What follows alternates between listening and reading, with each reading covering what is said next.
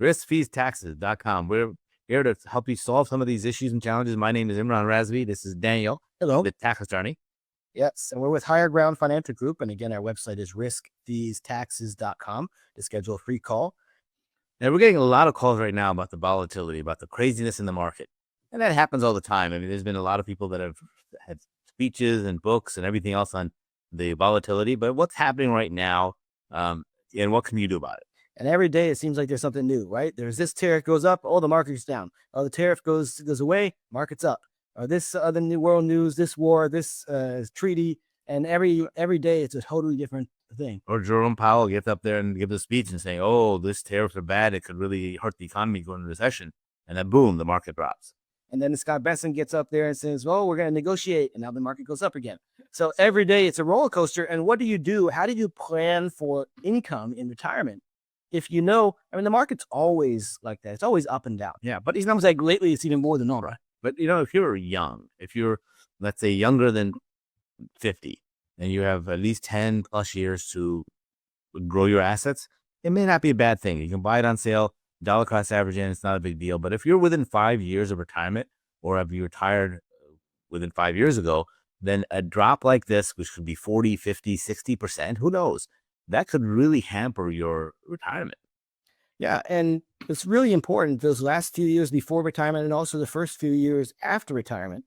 I was just talking with a client recently, and he's concerned. He said, "Look, I already pulled out some of my money from the market, but the rest of my money is still at risk, and I'm getting hammered. But I do have enough now to last for my entire life. I've already won the game." You really, and we talk about this a lot on the show, you need to know, have you won the game? Do you have enough that you can sustain the income you need? It's not about having a certain amount of assets. It's about having the right income. Right. And that's the key. You have to have enough cash flow. And so the best way to do that is make an appointment. We can do a risk, fee, tax analysis, and an income plan. Most of our clients, when we talk to them, they have no idea what the risk they're taking. It could be aggressive, moderate, but what does that mean? And then what are the fees they're paying? They know they may be paying the advisor 1.25% fee, but what is the actual fee? Internal costs, expenses, and all that stuff. And then also, what taxes liability do they have? Are they going to end up paying through the nose on taxes? And are they going to be in higher tax brackets for the rest of their life? And is that going to cause not only that, but a cascading effect on taxes, on their IRMA, on their Social Security, on their capital gains? Everything gets pushed into higher and higher tax brackets every year. And that is a pain problem for the rest of your life. So when we do an analysis, we can help identify those things. And the other thing that most people have no idea, no clue, is really how to take income out of all their assets, because their advisor has never talked to them about it. They've never put together an income plan. You might have a great advisor that's been growing your money for the last 20 or 30 years, and they're an accumulation-focused advisor. He's not a distribution-focused advisor. They all are talking about, how do we grow your money, but you need a plan to spend your money. When you're shifting into this spending phase of retirement, where do you get the money from to have consistent income? We talked to somebody just a couple of weeks ago that she was very concerned that she wasn't able to retire, even with all the money she saved. She'd have to probably work part-time or work a few more days. But we were able to show her that actually she could retire today on more income retired than working, just by taking a couple little steps in that right direction to protect from risk, fees, and taxes. Those are the three biggest killers. And she had no clue. She was shocked that she would actually have about a 35% more income retired than working. Like, who would have known? And that's the whole deal. And she had an advisor, and the advisor said, "Oh, you got to keep working because you have this volatility and this risk, and you have to keep working for at least 5 more years." And that's what her plan was, until we were able to show her mathematically what could be done to have that income that's sustainable and grows with inflation that you can't outlive. So what can you do in the short term right here with the tariffs, with the political environment, with the injunctions and the legal challenges that are going on, the new administration, Congress, all these things on the news? How does that impact you if you're really close to retirement? I'll tell you what I would do if I was in that situation. If I'm about to retire or I'm retired and I'm seeing all this volatility, I'd first want to know, do I have enough money for the income I need? Not enough money, because the number doesn't matter. It's everybody spends a different amount of money. I'd want to know that. How do you find that out? Make an appointment. We would analyze that and help you understand the easiest way. One of the easiest ways is take a look at your paycheck. how much is your paycheck after everything is taken out. Okay. And then if it's 2 times a month, all right, double it. Now, let's say it's $7,000 you're getting after. You may be making 200,000, that's fine, but maybe it's your take home is 7,000. Okay. And then after that, how much of that 7,000 are you saving in a savings account or in a brokerage account or anyplace else? Maybe it's only $200. So then your net need is $6,800 net after taxes and expenses. So that's what your minimum requirement is. And there's no right number that applies to everybody, but that's a good starting point, is look at your own paycheck, your own income after taxes, after 401k contributions, all of those things. That's the number you need to replace if you stop working.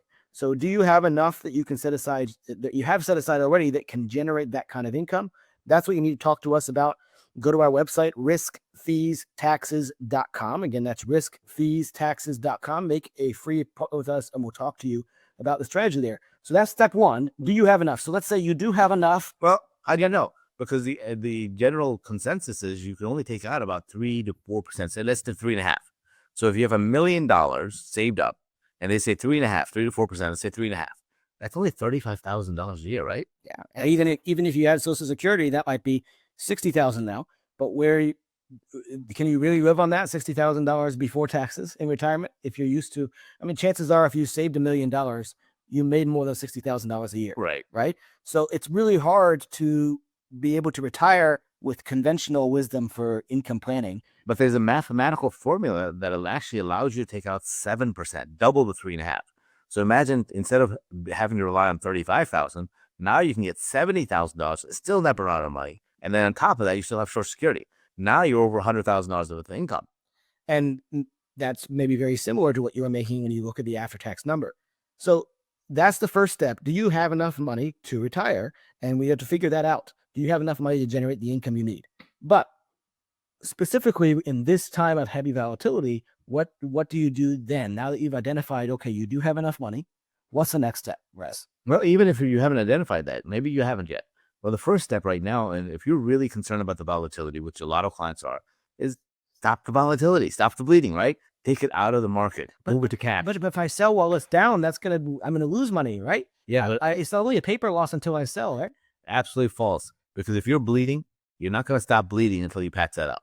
And the same thing with the market. If the market's going down, you're not going to stop losing money until you stop. Get it out of the market, put it in money market, put it in CDs, whatever you want to do. And it can be a problem if you have capital gains and things. That's where you need a tax attorney to really identify the problems that you have. But let's see, first, get it out. So you're saying, like, if I get a big cut on my arm and I'm bleeding, and it's like I go to the doctor and say, please put the blood back in my arm first before you stitch me up. That's kind of what I'm saying. If you're not market loss and you want to wait for the market to come back, what if it doesn't come back for a year? What if it keeps going down? It keeps going down.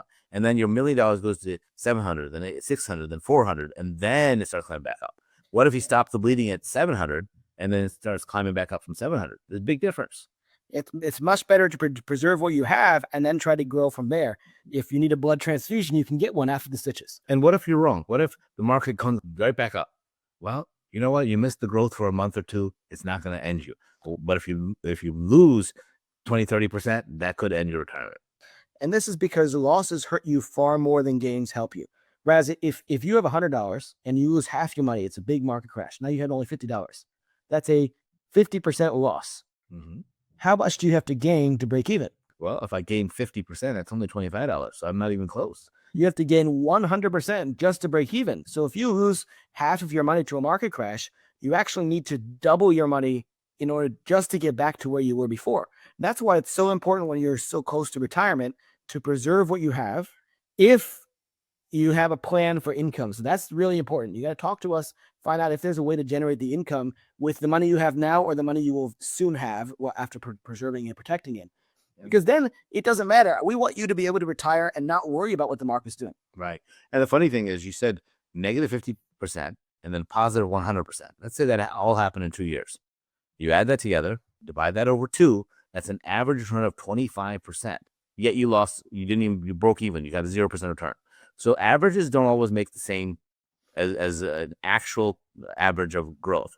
So you got to take a look at what your actual average is, what your CAGR is over the time period. It makes a huge difference in calculations. You got to actually have full amount of information to make better decisions. So go to our website, riskfeestaxes.com, and you can schedule an appointment there. And we would be happy to talk to you, help you find out, do you have enough to generate the income you need? Is there a way to do it without stressing about the market volatility, whether it's just a short-term issue with tariffs or whether it's a longer term with the other things that are popping up in the economy? Because even before the current administration, we had a lot of risk factors in the economy that we had to worry about. And we can talk about those in the next time. But let's say you made the decision and you want to protect your money and you've done some research and said, oh, you know what? A fixed annuity is good. I'm not going to go very long on fixed. It'll save me protecting money. What should you look for? Because there are some that have bonuses. There's some that have this bell and whistle, and they're going to give you more of this and there. So how do you go through all that and figure out which annuity is best for you? Well, you should talk to an expert. Talk to somebody that is a fiduciary that can help you minimize the risk, fees, and taxes, not just in the market, but also in the annuity. Find one with no fees that has good strong. 45%, or I've been hearing on the radio a lot, a 30% bonus on my annuity and 8.5% for 12 years guaranteed. I mean, how can a company even do that? Well, a lot of times those are not true bonuses. They're just for the purpose of calculating a pension. So it's important to read the fine print and know what that actually is. There are ways to keep your money protected and preserved, but also have good opportunity for growth.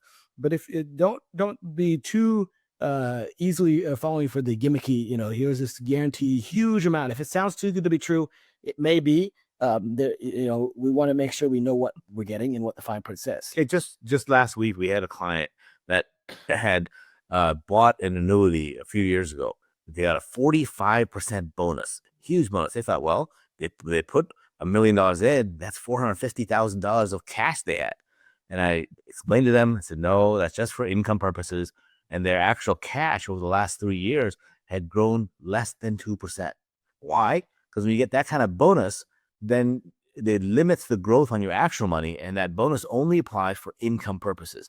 And if we took that and compared it to an income annuity today at only $1 million, their $1.4 million would actually produce less income than a $1 million annuity, because not only do they cap the growth, but they cap the actual payout. So talk to us, talk to the experts, go to our website, riskfeestaxes.com, and we'll be happy to talk to you then and put you on the right path to reducing stress in retirement. riskfeestaxes.com.